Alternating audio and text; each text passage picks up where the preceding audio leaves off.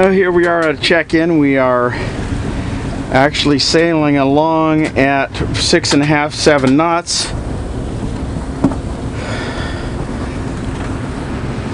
And we've got 14 knots of wind, going 6.9 knots.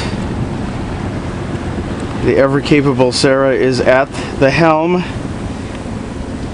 and try and get a shot out the window. A little bit tough to move around sometimes, but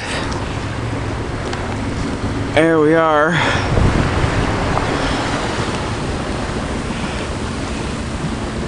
Actually sailing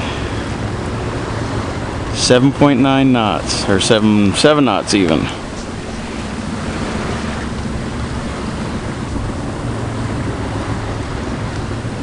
So we're doing it. We're about a third of the way down to Eaton Neck, and we're just gonna sail until the wind dies off to where we're not making, close to 7.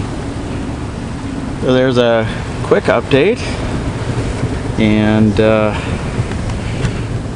shows our chart plotter up here, the helm, and we'll see you later.